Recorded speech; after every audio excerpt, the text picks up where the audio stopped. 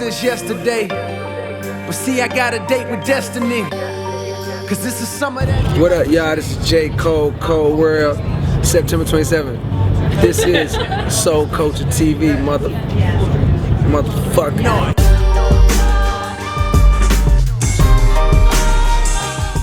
Okay, so this is what happened with the name. So of course everybody was asking me like, what's the name? And I was like, man, I can't give you the name because I got a name, but it might not be the final name. So the name went through, of course it's been 2 years, like the name went through like 5, 6 changes. And then when I finally found the one I loved, which was the Sideline Story, I loved it, but I still wouldn't give it because I felt like something was missing. And it was the Cold World, which I was fighting for so long because I loved that name for a title, but that one felt incomplete too. And everybody was telling me to use it as a title, so I was kind of like, I don't want you to tell me what, I didn't want anybody to tell me what the name I am. So the perfect blend was those two things, and they both felt so right. So Cold World, which I'll probably do, I'll probably have 4 Cold World albums by the time I'm finished with my career. But this one is Cold World, the Sideline Story. The Sideline Story is, of course, this should be the final chapter on my whole basketball parallel. So if you've been following from the beginning, the fans know like I got this basketball story. The kid that gets cut from the team, just goes back out, tries out again, gets cut, and then he tries out again, he wants to make it, finally makes it. But now we're in a situation which he's just trying to get off the bench. Like, yeah, you made the team, and I said this on a warm-up. Like, yeah, you made the team, but you still got a lot of work to do. I realized that from the beginning, from early on. So this is that. That's the parallel to my rap career, which is like, yeah, I'm in the game. I'm signed. I got a fan base. I got fans, but like, whereas I want to put out an album. I want to play ball. You know what I'm saying? I want to get in the game. So that's the parallel of the Sideline Story.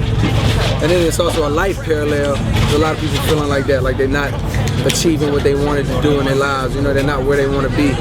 They're just living, just barely getting by. So it's, it's a lot of interpretations. Told me he was fucking strapped. We was 12 years old. How was we to know better? I analyze. I feel that, but it's not pressure. It's a different word. It's not pressure, but I do feel that.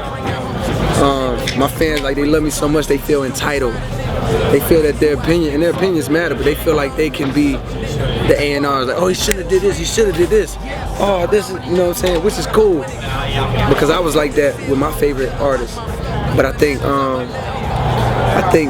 time just shows them that, like, yo, it'll be all right. Like, I just have faith. Like, I know what I'm doing. Like, at least let's hope I know what I'm doing. But I feel like I know what I'm doing. You know what I'm saying? So they might not understand every decision, but at the end of the day, because my music, like, the music will always be there. So I think they'll always ride with me. But I feel that they definitely feel entitled. Like, you know what I'm saying? Like, how dare you, whatever. And then you got some fans that are just really more like regular fans. Like, they just like, oh, I love it. Like, you know what I'm saying? I fuck with it. As long as I keep bringing quality music. Hey, we got a good thing. Because I have the amount of fans that I have, and I have a wide variety of fans. I got fans that's been there from day 1, some from day 2, some from just right now.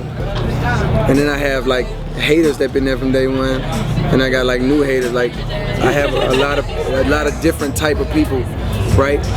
But the ones that really want to see me win, everyone has their own idea of how I should win and how they want to see me win. You know what I'm saying?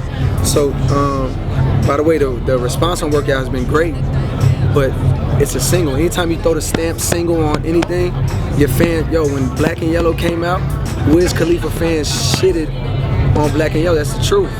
I seen it with my own eyes. Like, damn, why they going so hard on this song? Because I noticed it. I seen it.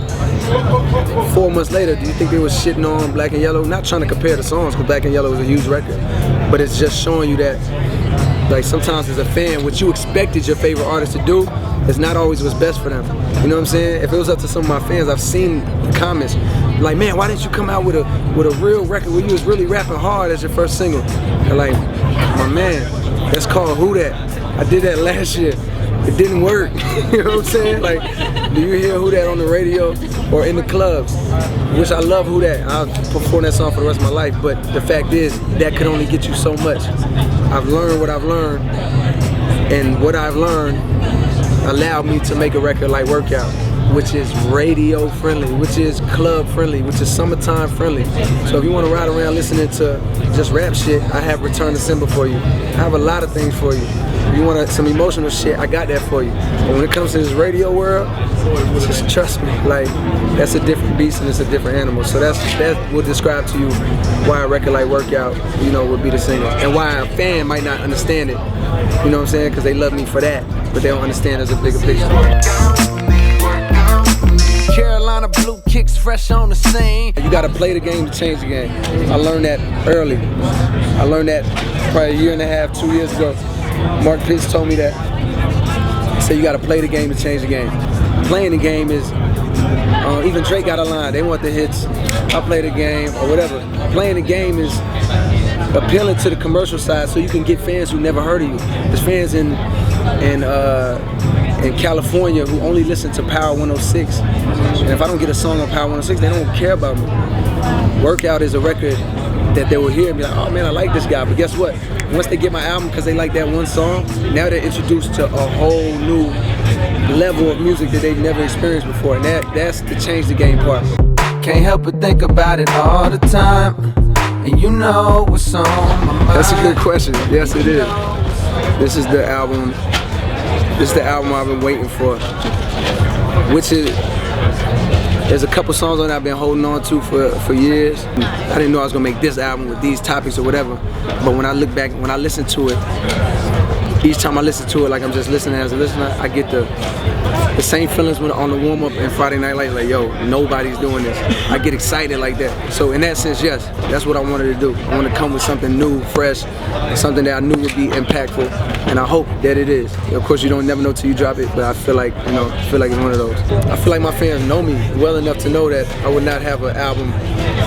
Like, if you're a real fan, you would know I'm not gonna have an album full of pop records or radio records. I wouldn't even do that. I would cry before I put out an album like that. I would quit before I did that. You know what I'm saying? There's a balance. The thing is, we're on the internet. We're in the internet age. When I was a fan of Kanye and he put out slow jams, I was just happy that he put out a new song and it was hot and it was funny. I wasn't like, oh man, he's not rapping on this. His verse was simple as shit. I told her to come over and I knew it. Bring some friends you cool with. But it was cool. I couldn't wait to hear it in the club. When I heard it in the club, I loved it. Nobody else knew it. 2 months later, everybody in the club knew it, and I felt like we won. Like, yeah, we won. But now it's like everybody has an opinion. Everybody wants to criticize, which is cool. It's a gift and a curse. But like, yo, it's okay. It'll be all right, man. One time for the blunt blowers.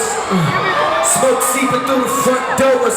To them niggas throwing dirt on my name, but that flame get you wet. Let it rain, now you mud throwers. Holla, holla, dog off the collar. Lord knows I be pimping like I'm Creflo Dollar. Inside of my mind, designed like a haunted mansion.